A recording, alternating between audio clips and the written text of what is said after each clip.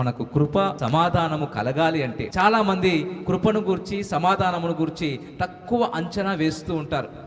దేవుని కృపలే అని అంటూ ఉంటాం. కానీ కృపలో ఉన్నటువంటి శక్తి చాలా గొప్పది. కృప అంటే నీకు అర్హత లేదు, అయినా నీకు అర్హతను దేవుడు ఇస్తున్నాడు. నీకు ఈ లోకంలో బ్రతకటానికి అవకాశము లేదు, అయినా బ్రతకటానికి అవకాశం ఇస్తున్నాడు. ఈ లోకములో చేస్తున్నదంతా కూడా నీవు తప్పే, అయితే తప్పు చేస్తున్నా కూడా నీకు శిక్ష మరి నీ మీదికి ఎక్కువగా రాకుండా ఆయన కాపాడుతూ ఉన్నాడు. రే దేవుని బిడ్డలారా, ఇదిగో మన జీవితాల్లో కృప సమాధానము మనకు కలగాలి అంటే దేవుని వాక్యము ఎప్పుడైతే మన జీవితాల్లో శ్రద్ధగా ఆలకిస్తామో, ఎప్పుడైతే మన హృదయంలోనికి వాటిని స్వీకరిస్తామో, అప్పుడు మనకు కృప సమాధానము నిండుగా కలుగుతుంది.